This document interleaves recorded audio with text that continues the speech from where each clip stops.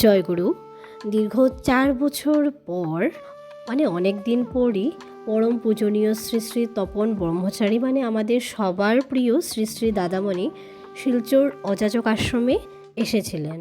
তো প্রথম দুপুরবেলা আমি যেতে পারিনি, বিকজ আলোকে নিয়ে ঘরে অল্প খাওয়ানো দাওয়ানো ছিল, যার জন্য আর যাওয়া হয়ে ওঠেনি আর কি।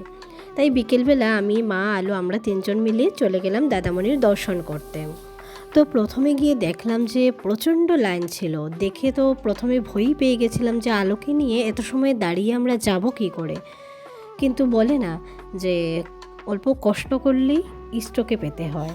তো আমাদের যখন ইষ্ট পেতেই লাগবে, তাহলে অল্প তো কষ্ট করেই তারপর যেতে হবে, সেই চিন্তা ধারা করে আমরা ভাবলাম চলো যা হওয়ার হবে আমরা যাব। তারপর দেখলাম না, খুব তাড়াতাড়ি সব লাইন শেষ হয়ে গেল, আমরাও তাড়াতাড়ি চলে গেলাম।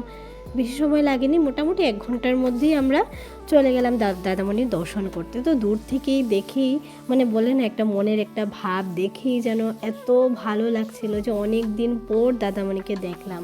তো যাই হোক, আমিও দেখলাম, সবাই আমরা মিলে প্রণাম করলাম, আশীর্বাদ নিলাম, আলোকেও প্রণাম করালাম, আশীর্বাদ নেওয়ালাম। তো ভীষণ আমরা খুশি ছিলাম। তারপর আমরা ধীরে ধীরে বাড়িতে ফিরে এলাম। তো কেমন লাগলো আমাদের ভিডিওটি আপনারা নিশ্চয়ই জানাবেন। দেখা হচ্ছে নেক্সট ব্লগে। জয় গুরু।